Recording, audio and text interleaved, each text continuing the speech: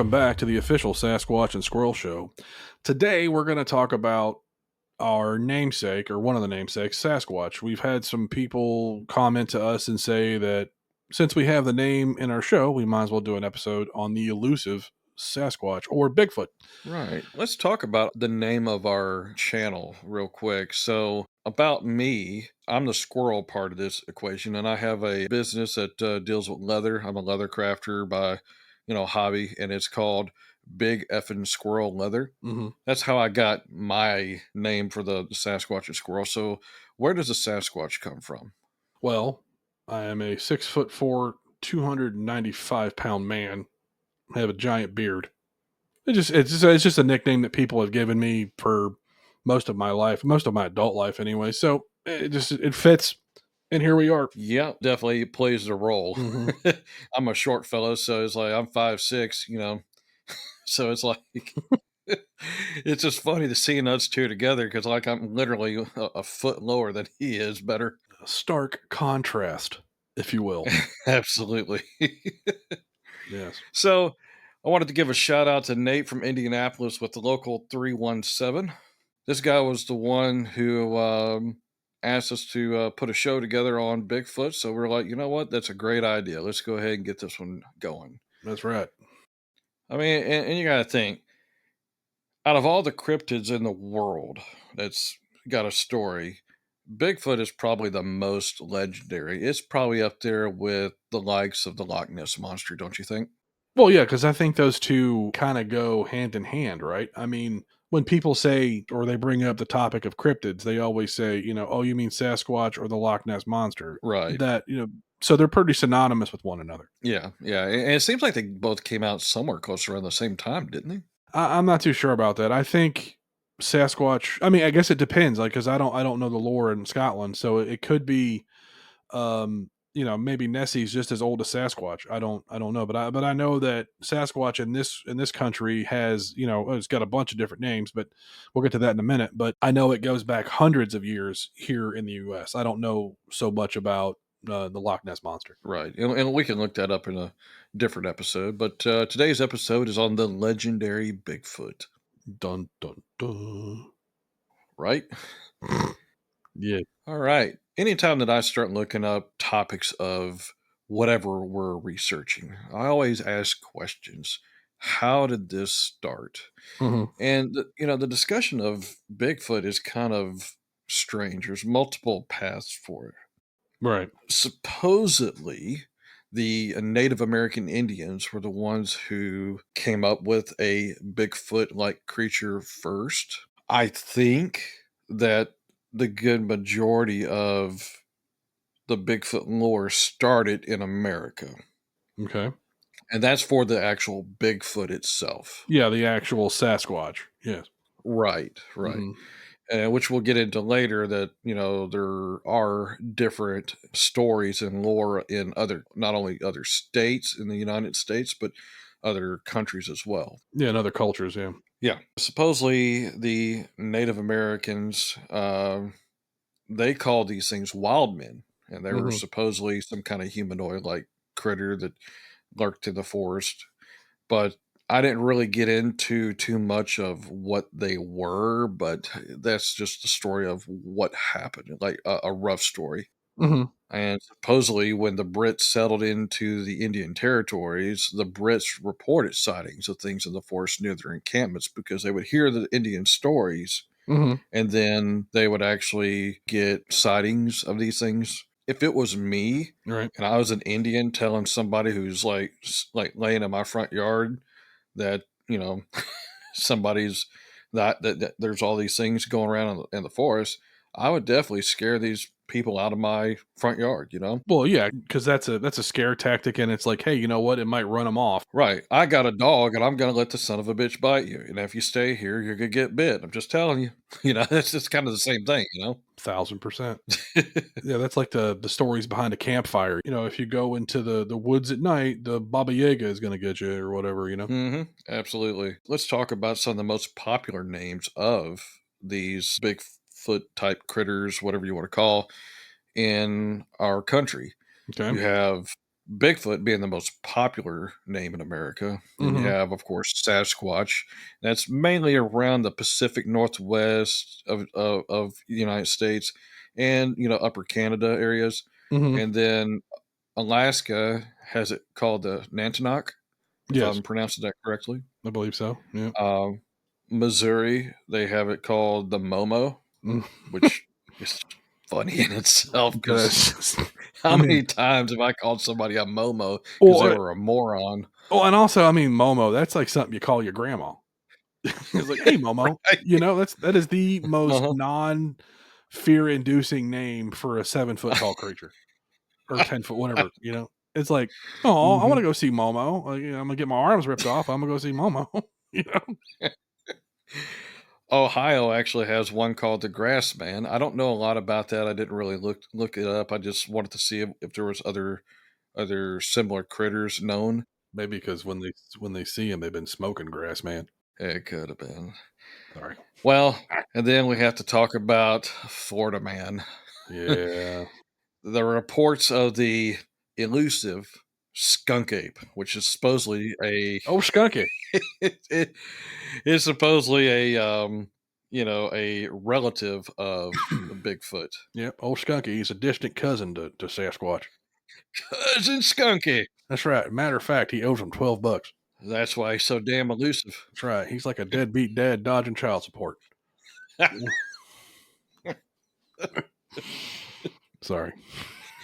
Yeah, you know. I've had a lot of coffee today. So my question is, it's like we have all these names in America. So do you know of any of the other countries that may have seen like similar things or have things? Yeah, well, it's like I alluded to earlier on, other cultures like, Asian cultures have it, like you have, in Nepal, it's the Yeti or abominable snowman, you know? Right, And then, right. Yowie is, Hmm. in Australia, which is almost as threatening as Momo. And, Right. the one in China now I'm probably gonna butcher this one, but it's spelled Yeren, so I'm gonna say urine. Sure. That just sounds terrible, but that's the Chinese version, and then, they have them in different like, a hibagon in Japan, a llamas in Mongolia, and parts of Russia as well, and also, um, Fearlaith in Scotland.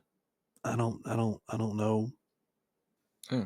how okay, I mean, sure. At least that one right there sounds scary. All these It other ones does, right? sounds like a big cuddly creature, Yeah, that it you want to really go up there and pet on the head. yeah, you wanna pet it on the head and, like I said, get your arms ripped off by cousin Skunky. Right. I guess the best way to really kick this off is to talk about what was the main staple that brought the Bigfoot to the main stage. To the mainstream, if you will. Yeah.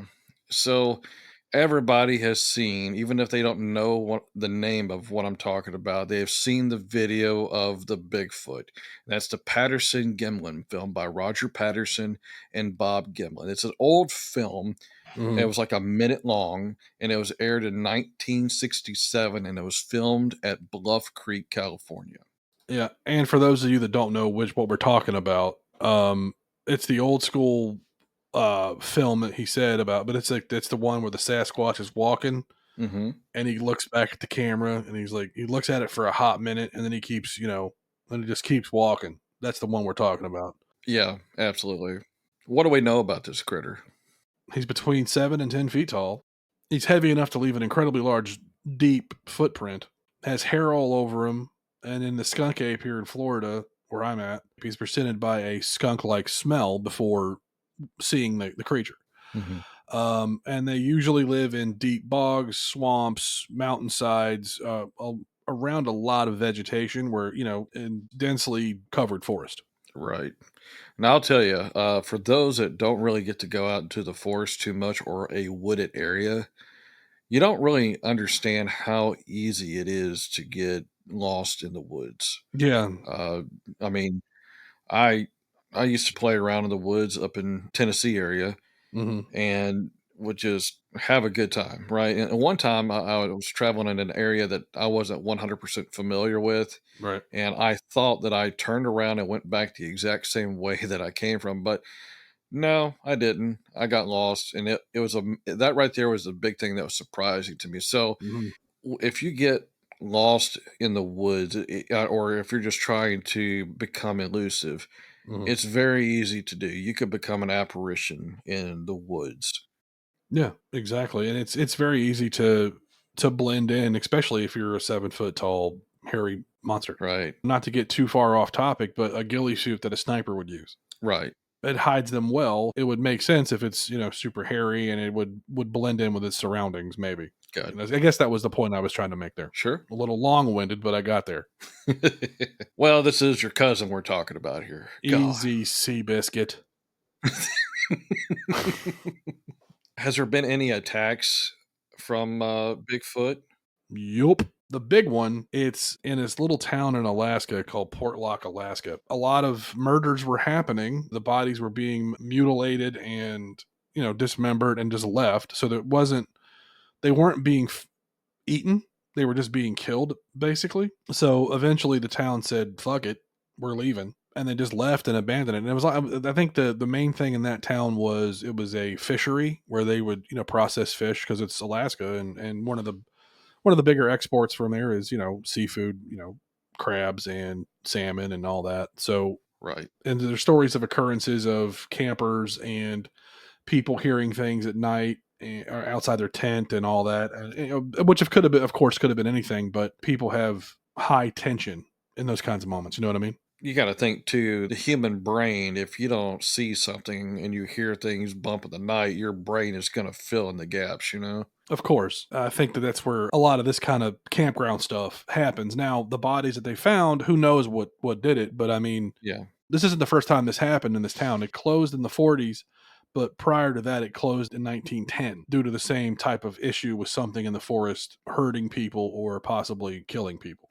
Right. I mean, could it not have been a serial killer, you think? I mean, it very well could have been. It could have been somebody, just going around hacking people up, which is probably the better explanation for it, I would think. Right. Right. But, we all want to place evil on something versus a person. Right. It's just easier to do that. Exactly. Well, and I was thinking throughout all this research that I was doing about Bigfoot, you watch some of these shows on Bigfoot, it's, usually the same kind of person up there. And I'm not trying to discredit these people because, some of these people are just trying to get fame and notoriety because, they're bored or they're just trying to put on a show just like we are. Hmm. But it's like when you have people that are, literally frightened over something. Yeah, people have seen things. Something is possibly out there. Is it exactly what they think they saw? Who knows? I mean, that's pretty much my word against their word kind of thing. But with the research that I was doing, I was starting to think, this kind of critter reminds me of the Lovelock Cave Giants. You ever heard that story Oh, before? isn't that now? If I think we're on the same page here, is that the ones in Kandahar, or is that a different one? No, this is a different one. I do know the one that you're talking about. We could Okay. definitely bring up giants in a different episode Yeah, absolutely. because there's a lot to that. But this story right here happened in Lovelock, Nevada. The story of these giants, they lived in Lovelock Cave or a Okay. cave in Lovelock. And this story was told by the local Paiute Indian tribes. Now the Paiutes are not it's a Paiute is not a name for Indians of a certain tribe. It's like a conglomeration of tribes brought together, Okay. and that they were known as Paiute. Okay. It's like a council of Native American tribes, basically. Right, right. Okay. All right. But apparently, what had happened in this area was the Paiutes were being attacked by large cannibalistic critters with 2 rows of teeth, 6 digits on each hand and foot, red haired, some reports covering their entire body. Okay. What these Indians did because they were getting tired of being attacked and having their people eaten, they actually set a fire at the mouth of the cave to kind of smoke insulate these, Smoke them out. yeah, smoke them out. And when they were trying to escape the fire or the smoke, they were shot to death by arrow. Right. It's a very intriguing story. Had a lot of fun looking that up, and just knowing that the possibility of a large critter that's a giant, basically. Hmm. It's to me could be the most plausible explanation of what a Bigfoot is, because a Bigfoot is a giant critter. But the thing is about the Bigfoot, though, the Bigfoot's more of like a ape-like critter, right? Yeah. From what I mean, from what I could tell, I mean, obviously, I've never seen one in person, but I would feel that it would be somewhat ape-like. I mean, because I don't know, I'm not a zoologist, so I don't really know. I'm not up to snuff on how big apes usually get, but I mean, there's the origin of this thing could be anything. I mean, I think if you think about it long enough, you can go around that. You can go down that rabbit hole and be like, is it an alien? Is it something that's a a terrestrial, or is it extraterrestrial? There's a lot. Right. There's a bunch of different explanations that could be. Absolutely. When I was watching a lot of the stuff, I was trying to get like hard evidence, something that I could really sink my teeth into about just plausibility. I guess the biggest thing that I was having problems with the Bigfoot story is plausibility. Hmm. I don't want to tell people what to believe in, but there has to be in your mind a thing that tells you common sense. Hey, let's look at the facts. I know what I'm feeling. I know what I've been told over time. But let's just open our minds up for a minute and think about some of the things that we haven't discovered. And if we have, why isn't it widely reported? Okay. Exactly. I don't know what a lifespan of a Bigfoot critter is, but you would think, Hmm. since there's multiple sightings in different areas, that we would have multiple Bigfoots, correct? Correct. All right. There's no bones. Do they bury their dead? Doubtful. We don't have any DNA. Hmm. One of the things that when you and I were discussing this off air, uh, we were talking about the forest management and wildlife patrols and stuff like that. Not one of these guys, not one hunter, not anybody has ever stepped in a Bigfoot turd. Yeah. Exactly. Or Just or yeah, stepped in a Bigfoot turd, ran into one accidentally, and in every state that I'm aware of, there is a wildlife commission, oh yeah. and you have game wardens and all this stuff. And these, now, granted, I don't know what their patrol patterns are, but especially if you get a place like Alaska, it's thousands, if not hundreds of thousands of square miles of open and heavily forested, areas. Hmm. So the Yep. idea that anybody could be everywhere all at once is ridiculous. But Yep. also, the other side of that coin is them not running into one or stepping into a Sasquatch herd, like you said. It just Right. so Well, yeah, trail cams. I mean, there's all types of trail cams out there. right, You look on the internet and you see the trail cam footage. It's supposedly a Bigfoot, and it's always the same thing. It's a dude walking in a fucking suit. yeah. Just like the one from the 1967 one that we alluded to earlier, Right. it was there's been multiple debunkings of that one, and Hmm. for me, this is a hard no. Yeah, for me too. It's hard no. Yeah, if I'm being honest, and it's just because there's not it's just like aliens for me. Every time you see footage of one, it is done on a potato by an unmedicated Michael J. Fox. Right. It is the shakiest shit ever. And I get it. It's grainy, it's gross. It's just I'm sorry. And the fact that the guy that was in the suit, the one that we alluded to earlier, Patterson Gimlin film. yeah, the Patterson Gimlin film, he's come out and said, I'm the guy in the suit. They were supposed to pay me $1,000.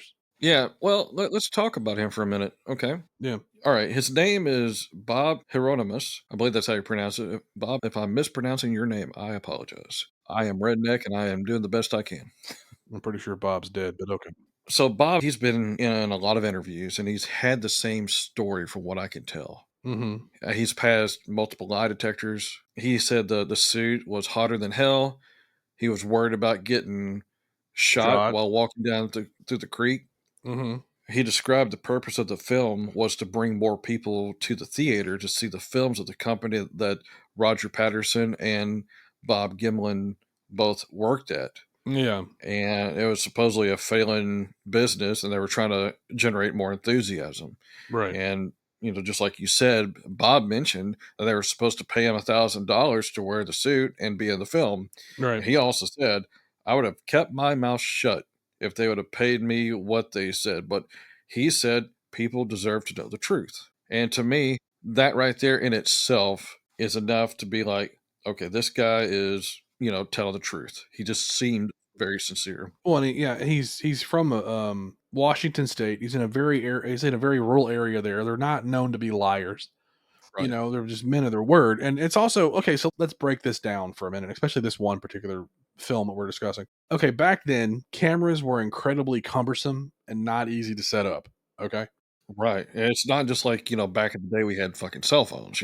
Right. Yeah. I mean, it's not like you could pop out your iPhone 15 and start filming. No, this took time and effort. And the fact that these guys were out here filming nature, and all of a sudden, as they're doing this, an elusive, thousands of years old, creature comes bebopping along Mhm. and kind of looks back at him and almost it looks like it's about to do, hey, what's up? Kind of peace sign shit. Mhm. I'm sorry, I can't get there mentally. Right. I don't want to tell anybody what to believe. I just personally can't. Right. And for me too, like the guys that were filming this supposedly had plaster of Paris and made cast of the footprints this Bigfoot left. It just seems a little too Constructed. convenient. Yeah. Yeah. And I mean, I think it's like the story of Sasquatch or Bigfoot. I want to say it's a cautionary tale, Yeah. or it's something to keep your kids in line, or it's, maybe that's what the Native Americans used, or these indigenous peoples of all these other countries used to keep, it's like the boogeyman kind of thing. It's like, oh, there's something under your bed. Watch out. Sasquatch will get you. Right, right. Yeah, the Booker Man or, all these things. Yeah. There's all, yeah. And like you were talking about Portlock, Hmm. the whole reason why it actually disbanded was due to the poor economy, and the people left the town to move to the surrounding towns because the economy was better. So Hmm. that right there is quite understandable. If it sucks living here and I don't see any other work, I mean, you got to think the only thing they really had going on there was trading posts. They probably had the cannery going on Hmm. and the postal service there. Right. That's it. If you got fired from any of those jobs right there, you're fucked on work, so you gotta go find somewhere else to work. Right. And there could have been a serial killer in their midst Mhm. that was committing the crimes, and then it just got, blown out of proportion, and the town just said, you know what, forget it, we're moving on. Yeah, and I did a little bit of research on Portlock, and, I saw the same stories, that you reported as well. You would think that if you woulda had people dying, they woulda had names, Right. 'cause, we don't refer to people as things, we refer to people with their names. Yeah. So that right there was like a weird thing for me. I just, just like you said, I kind of see that being a, bedtime story to scare the children from wandering off into the woods. And, people were moldable back in the day. Hmm. I could see that. Yeah. And it's, so I think, as far as I'm concerned, I'm not going to speak for you, but for me, like, I really think that it's just a a campfire story that's gotten blown out of proportion. Like I said, I just think these are cautionary tales. I personally don't feel that these are true, and Yeah. I don't know how or why there's so many similarities on different continents and different cultures. But yet again, it could just be something to keep your kids in line. Right. There are tons of things out there that haven't been discovered. We have an ocean that's superiorly wide. We Hmm. have no idea what all critters are in that. We have rainforests that have things that are still being discovered, but I'm assuming that all the big critters have already been discovered. Now, I could be wrong. I am Hmm. not a zoologist, but it just seems a little far fetched to have so many sightings of these critters, and we don't have a zoo full of these motherfuckers. Exactly. I Or mean, or you haven't heard of some country bumpkin having sex with this thing yet.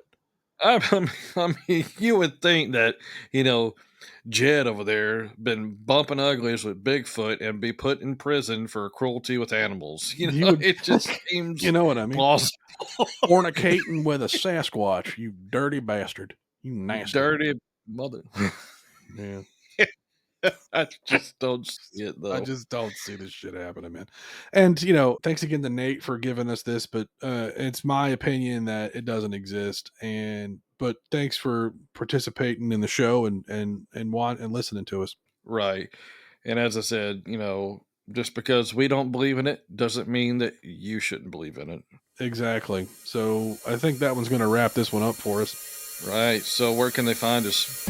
They can find us on Spotify, YouTube, Rumble, Facebook, X, True Social, RSS, Amazon Music, Apple Podcast, iHeartRadio. And remember, follow the questions. Find the truth. Thanks for listening.